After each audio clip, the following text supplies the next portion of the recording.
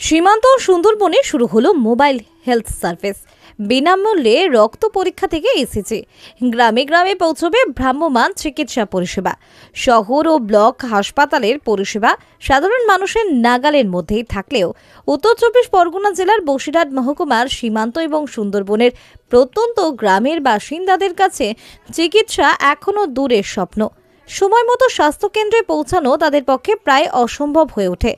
সেই সমস্যাকে দূর করতেই শুরু হচ্ছে ভ্রাম্যমাণ চিকিৎসা কেন্দ্র, যা মানুষের দোরগোড়ায় পৌঁছে দেবে প্রাথমিক থেকে জরুরি নানান স্বাস্থ্য পরিষেবা।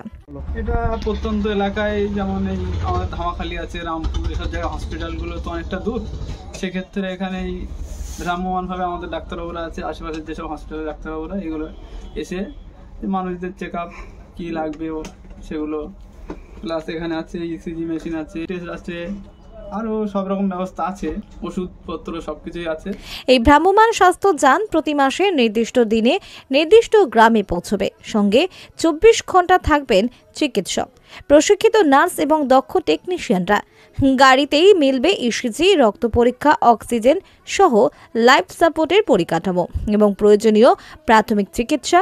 গ্রামের মানুষ বিনামূল্যেই করতে পারবেন রক্ত পরীক্ষা, ইসিজি সহ একাধিক শারীরিক পরীক্ষা নিরীক্ষা। হ্যাঁ, ব্লাড টেস্ট তো সেই সাথে সাথে দিয়ে দেওয়া হয়, ইসিজিও সাথে সাথে দিয়ে দেওয়া হয়। মানে এর মধ্যে সেই রকম পরিকাঠামো আছে। হ্যাঁ, মানুষ হাতের কাছেই তো পাচ্ছে। এখানে আজকে যেমন 70 জনের প্লাস এখানে পরিষেবাটা নিল।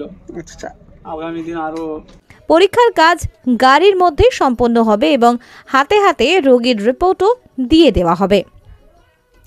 এ বিষয়ে বসিরহাট স্বাস্থ্য জেলার উপমুখ্য স্বাস্থ্য আধিকারিক শ্যামল কুমার বিশ্বাস জানান, যেসব এলাকায় যোগাযোগ ব্যবস্থা দুর্বল সেখানেই এই ব্যবস্থা পরিষেবা সবচেয়ে বেশি প্রয়োজন। তাই বিশেষ পরিকল্পনা অনুযায়ী ভ্রাম্যমাণ স্বাস্থ্যযানগুলো গ্রাম অঞ্চলে পৌঁছে যাবে।